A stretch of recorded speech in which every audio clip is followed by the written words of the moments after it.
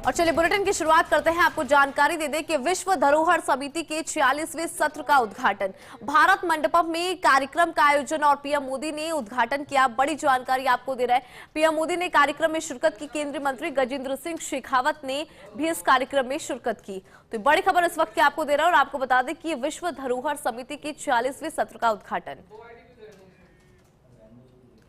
Metallurgy कितनी उन्नत थी, स्पष्ट है कि भारत की विरासत केवल एक इतिहास नहीं है, भारत की विरासत एक विज्ञान भी है। भारत की हेरिटेज में टॉप नॉच इंजीनियरिंग की एक गौरवशाली यात्रा के भी दर्शन होते हैं। यहां दिल्ली से कुछ सैकड़ों किलोमीटर दूर ही 3500 मीटर्स के एल्टीट्यूड पर केदारनाथ मंदिर है। आज भी वो जगह भौगोलिक रूप से इतनी दुर्गम है कि लोगों को कई कई किलोमीटर पैदल चलकर या हेलीकॉप्टर से जाना पड़ता है। वो स्थान आज भी किसी कंस्ट्रक्शन के लिए बहुत चैलेंजिंग है। साल के ज्यादातर समय बर्फबारी की वजह से वहां काम होना पाना असंभव है। लेकिन आप ये जानकर हैरान रह जाएंगे कि केदार घाटी में इतने बड़े मंदिर का निर्माण 8वीं शताब्दी में हुआ था। उसकी इंजीनियरिंग में कठोर वातावरण और ग्लेशियर का पूरा ध्यान रखा गया। यही नहीं, मंदिर में कहीं भी मॉर्टर का इस्तेमाल नहीं हुआ है, लेकिन वो मंदिर आज तक अटल है। इसी तरह दक्षिण में राजा चौल द्वारा बनाए गए बृहदीश्वर मंदिर का भी उदाहरण है। मंदिर का आर्किटेक्चरल लेआउट, हॉरिजॉन्टल और वर्टिकल डायमेंशंस, मंदिर की मूर्तियों, मंदिर का हर हिस्सा अपने आप में आश्चर्य लगता है। भारत की समृद्ध सांस्कृतिक विरासत और गौरवशाली ऐतिहासिक धरोहरों के प्रति उनके मन में जो सम्मान है उसे प्रदर्शित किया है। मैं मेरे मंत्रालय परिवार की तरफ से सम्मानीय प्रधानमंत्री जी के प्रति कृतज्ञता व्यक्त करते हुए आप सभी का बहुत सारा स्वागत करता हूं। माननीय प्रधानमंत्री जी, आपके नेतृत्व में गत वर्ष हुए G20 शिखर सम्मेलन के अनुपम अद्वितीय आयोजन के चलते भारत की तरफ देखने का, विश्व भर का नजरिया, भारत की तरफ देखने का दृष्टिकोण बदला है। ऐतिहासिक चुनाव के बाद तीसरी बार सरकार बनने के साथ ही इस बड़े आयोजन के माध्यम से हमने एक बार फिर बहुत थोड़े से समय में भारत की तरफ लाने में सफलता प्राप्त की है। भारत में हो रहा यह आयोजन एक और जहां आधुनिक ज्ञान और विज्ञान में भारत ने जो उन्नत कौशल और सफलताएं प्राप्त की है उनका दर्शन होगा, वहीं साथ ही साथ भारत की समृद्ध सांस्कृतिक विरासत और उसकी विविधता, भारत के गौरवशाली इतिहास से जुड़ी ऐतिहासिक धरोहरों एवं उनके रखरखाव से जुड़े भारत सरकार के गंभीर प्रयासों को भी विश्व पटल पर दर्शाने में असफलता प्राप्त होगी। भारत अपनी टेंजिबल, इंटेंजिबल, कल्चरल, नेचुरल विविधताओं के चलते हुए विश्व भर में एक विशिष्ट स्थान रखता है। भाषा की, खान पान की, रीति रिवाज से लेकर शिल्पकला की विविधताओं के चलते हुए भारत विशिष्ट तो है ही, लेकिन इन विविधताओं को एकता के सूत्र में बांधने वाले विभिन्न सूत्रों के चलते ये एकजुट भी है। विविधताओं का सहज सुंदर सामंजस्य और संस्कृतियों का सुंदर समायोजन भारत को विश्व में और भी अनूठा बनाता है। संसद के मॉनसून सत्र और बजट से पहले पार्लियामेंट हाउस में ऑल पार्टी मीटिंग बुलाई गई। बैठक में बीजेपी समेत 44 पार्टियों ने हिस्सा लिया और बैठक की अध्यक्षता राजनाथ सिंह ने की। कई केंद्रीय मंत्री इसमें शामिल हुए और विपक्ष की तरफ से कांग्रेस, आप, एआईएमआईएम और वाईएसआरसीपी और अन्य पार्टियों ने हिस्सा लिया। कांग्रेस ने लोकसभा के डिप्टी स्पीकर का पद मांगा, साथ ही कहा कि नीट मामले में लोकसभा में चर्चा हो। सपा नेता रामगोपाल यादव ने यूपी कांवड़ यात्रा रूट की दुकानों पर नेम प्लेट लगाने का मुद्दा उठाया। कांग्रेस नेता जयराम रमेश ने बताया कि बैठक में जेडीयू ने बिहार के लिए विशेष राज्य का दर्जा मांगा है। वाईएसआरसीपी ने आंध्र प्रदेश को भी विशेष दर्जा देने की मांग की। इसके अलावा केंद्र सरकार द्वारा बुलाई गई इस बैठक में ममता बनर्जी की पार्टी टीएमसी नहीं आई।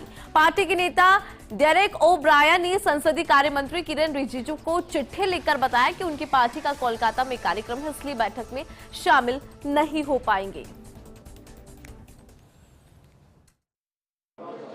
एक पारंपरिक हमारा बहुत उपयोगी चर्चा हुई।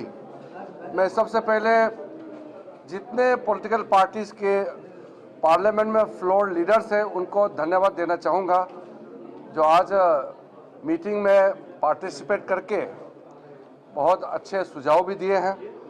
कुल मिलाकर के 44 पार्टीज का, भारतीय जनता पार्टी को मिला करके 44 पॉलिटिकल पार्टीज का पार्टिसिपेशन आज ऑल पार्टी मीटिंग में हुई।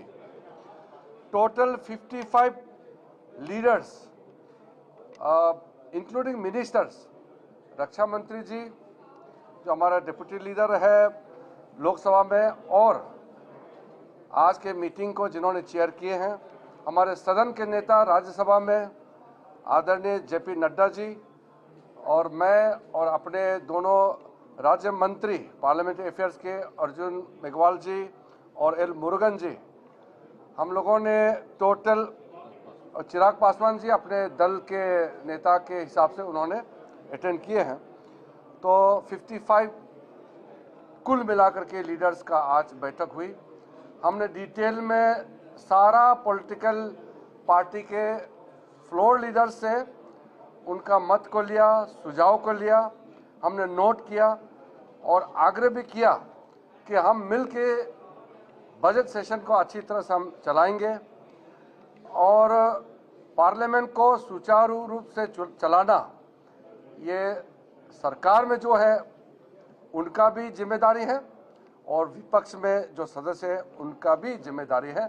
हम मिल करके अच्छी तरह से बजट सेशन को चलाएंगे, ऐसा हमारा अपील है। पेरिस ओलंपिक में एथलीट्स को सपोर्ट करेगा बीसीसीआई। इंडियन ओलंपिक एसोसिएशन को 8.5 करोड़ देगा बीसीसीआई। बड़ी जानकारी इस वक्त की आपको दे रही है। देखिए, पेरिस ओलंपिक में 117 भारतीय खिलाड़ी हिस्सा लेंगे। बीसीसीआई ने भारतीय एथलीट्स को सपोर्ट करने का यहां पर ऐलान किया है। बीसीसीआई सचिव जय शाह ने पोस्ट करके इस बात की जानकारी यहां पर साझा करी है। तो 8.5 करोड़ देगा बीसीसीआई। और आपको बता दें कि पेरिस ओलंपिक में 117 भारतीय खिलाड़ी हिस्सा लेंगे और इसको लेकर यहां पर बड़ा ऐलान कर दिया गया है। तो इंडियन ओलंपिक एसोसिएशन को 8.5 करोड़ देगा बीसीसीआई। पेरिस ओलंपिक में 117 भारतीय खिलाड़ी हिस्सा लेंगे और बीसीसीआई सचिव जय शाह ने पोस्ट के माध्यम से जानकारी साझा करी। उनके द्वारा क्या पोस्ट की गई वो टेलीविजन स्क्रीन पर आप देख भी पा रहे होंगे और ये पोस्ट आप पढ़ भी सकते हैं। उन्होंने क्या कुछ इस पोस्ट में लिखा है कि I am proud to announce that BCCI will be supporting our incredible athletes representing India at the 2024 Paris Olympics. चलिए आगे बढ़ेंगे। जानकारी आपको दे दें कि पश्चिम बंगाल की मुख्यमंत्री ममता बनर्जी ने कोलकाता की एस्प्लेन में शहीद दिवस रैली की। रैली को ममता बनर्जी और तृणमूल कांग्रेस नेताओं के अलावा समाजवादी पार्टी के मुखिया अखिलेश यादव ने भी संबोधित किया। आपको बता दें कि ममता बनर्जी के नेतृत्व में 21 जुलाई 1993 को कोलकाता में फोटो युक्त मतदाता पहचान पत्र की मांग को लेकर प्रदर्शन हुआ था। उस दौरान पुलिस फायरिंग में कांग्रेस के 13 कार्यकर्ताओं की मौत हो गई थी। उन्हीं की याद में ममता हर साल 21 जुलाई को शहीद दिवस के रूप में मनाती है। ममता उस समय कांग्रेस की यूथ विंग की प्रेसिडेंट थी और बंगाल में सीपीआई-एम के नेतृत्व वाली वाम मोर्चा का शासन था। वो इतिहास में शहीदों की तरह याद किए जाते हैं। मैं दोबारा कहता हूं कि जुल्म की खिलाफत में जो जान दांव पर लगाते हैं वो इतिहास में शहीदों की तरह याद किए जाते हैं। आज का दिन कार्यकर्ताओं की शहादत को याद करने का है, लेकिन आंख में आंसू लेकर के और आंख में आंसू ला करके नहीं, बल्कि सर को ऊपर उठा करके, क्योंकि ऐसी शहादतें ही किसी दल और उसके नेता और देश का गौरवशाली इतिहास बनाती हैं। ये हर किसी पार्टी के सौभाग्य नहीं होता, ऐसा हर दल के लिए सौभाग्य नहीं बनता जिसे ऐसे जान देने वाले वर्कर्स मिलते हों। मुझे इस बात की प्रसन्नता है कि आदरणीय दीदी के पास ऐसे वर्कर हैं जो अपनी जान भी दे देते हैं लेकिन परवाह नहीं करते हैं। देश के ज्यादातर इलाकों में मानसूनी बारिश पूरे शबाब पर है। कई राज्यों में बारिश ने वहां के जनजीवन को पूरी तरह से अस्त व्यस्त कर दिया। गुजरात, महाराष्ट्र समेत कई राज्य भारी बारिश से बेहाल है। उत्तर प्रदेश में बारिश से जुड़ी घटनाओं में पिछले 24 घंटों में 11 लोगों की जान चली गई है। राहत विभाग के मुताबिक 5 लोग डूब गए हैं। 5 की मौत बिजली गिरने से मौत हुई और जबकि 1 की मौत सांप के काटने से हो गई।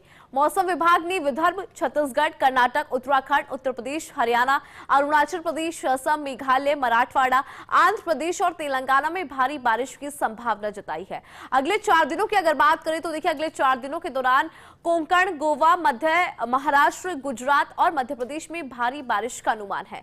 गुजरात के सौराष्ट्र में शनिवार को हुई भारी बारिश के चलते निचले इलाकों में बाढ़ जैसे हालात बन गए हैं। एनडीआरएफ की टीम राहत और बचाव के लिए तैनात कर दी गई है। गुजरात के नखत्राणा में भारी बारिश से पलारधुना झरने में पानी बढ़ने के बाद बाढ़ जैसे हालात हैं। झरना घूमने गए 2 लोग इसमें फंस गए और 2 घंटे तक बबूल के पेड़ के सहारे लटके रहे। आसपास के लोगों ने चिल्लाने की आवाज सुनी और इन दोनों को रस्सी के सहारे यहां से बाहर निकलवाया गया। और देखिए, ये 3 तस्वीरें अपने टेलीविजन स्क्रीन पर आप देख पा रहे हैं और तीनों ही तस्वीरों में जरा देखिए कि किस तरह से बारिश का कहर यहां पर नजर आ रहा है और सड़कें जो है वो नदियां बन गई है, दरिया बन गई है। और देखिए किस तरह से यहाँ पे घरों में जो है वो पानी चला गया, कई दुकानों में पानी चला गया, लोगों को काफी ज्यादा नुकसान यहां पर पहुंचा है। आने वाले दिनों के लिए भी मौसम विभाग की तरफ से भारी बारिश की चेतावनी है वो जारी कर दी गई है। येलो अलर्ट जारी किया गया है कई राज्यों के लिए, कई शहरों के लिए ऑरेंज अलर्ट जारी किया गया है। तो भारी बारिश से बाढ़ जैसे हालात है, चाहे हम बात गुजरात की कर ले, महाराष्ट्र की कर ले या फिर बात उत्तर प्रदेश की कर ले। तो 3 तस्वीर आपकी टेलीविजन स्क्रीन पर, जहां पर देखिए घर में भी पानी नजर आ रहा है कि किस तरह से घरों में पानी यहाँ पे घुस गया और देखिए किस तरह से लोग जो है अपने घर से पानी निकालने की पूरी कोशिश यहाँ पर कर रही हैं। जनजीवन बुरी तरह से अस्त व्यस्त यहाँ पर, क्योंकि भारी बारिश के बाद बाढ़ जैसे हालात। राजस्थान हाईकोर्ट की स्थापना के 75 साल पूरे हुए हैं। इस मौके पर पाली के रणकपुर में प्लैटिनम जुबली महोत्सव के तहत 2 दिवसीय लीगल कॉन्फ्रेंस का समापन हुआ। Indian law institute Rajasthan chapter की ओर से आयोजित लीगल वर्कशॉप आयोजित हुई, जिसमें सुप्रीम कोर्ट के न्यायाधीश जस्टिस PS नरसिम्हा मुख्य अतिथि के रूप में मौजूद रहे। वहीं राजस्थान हाईकोर्ट के मुख्य न्यायाधीश जस्टिस MM श्रीवास्तव ने कहा कार्यक्रम की अध्यक्षता की। और देखिए, सुप्रीम कोर्ट के न्यायाधीश जस्टिस संदीप मेहता, हाईकोर्ट के न्यायाधीश justice Shri Chandrashekhar, justice Pushpendra Singh Bhati, justice Dinesh Mehta कार्यक्रम में विशिष्ट अतिथि के रूप में मौजूद रहे। Arbitration and mediation from present to future विषय पर आयोजित वर्कशॉप को संबोधित करते हुए सुप्रीम कोर्ट के न्यायाधीश जस्टिस PS नरसिम्हा ने कहा कि अधिवक्ताओं को आगे आकर आर्बिट्रेट और मध्यस्थ बनना चाहिए, प्रकरणों के निस्तारण को प्रयास करना चाहिए। वहीं CJ जस्टिस MM श्रीवास्तव ने कहा इस 2 दिवसीय वर्कशॉप में युवा अधिवक्ताओं को काफी नई जानकारियां मिली है।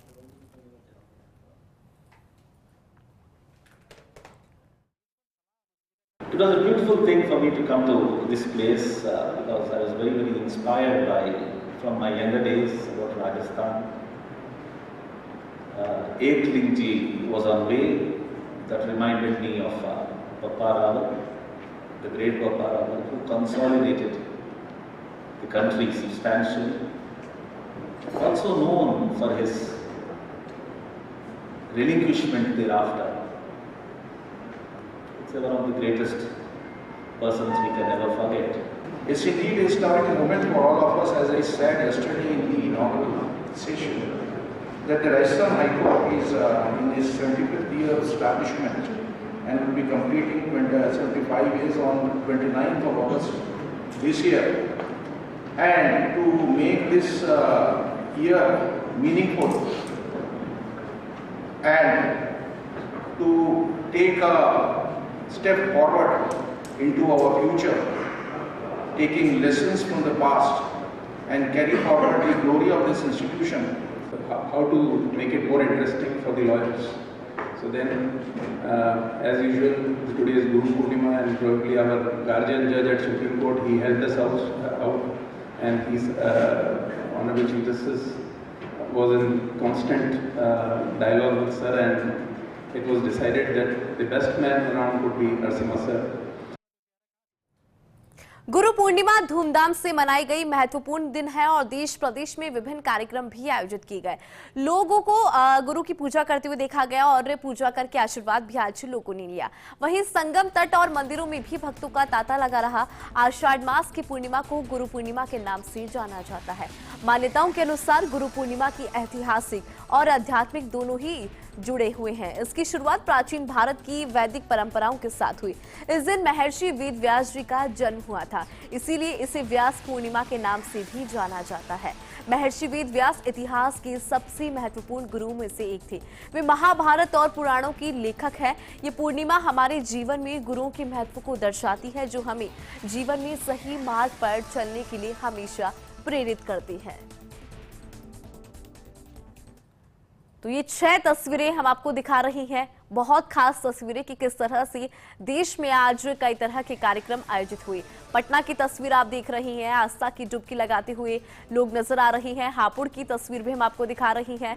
गुड़मुक्तेश्वर में भक्त नजर आ रहे हैं। प्रयागराज की तस्वीर जरा देख लीजिए, जहां पर आस्था का संगम नजर आ रहा है।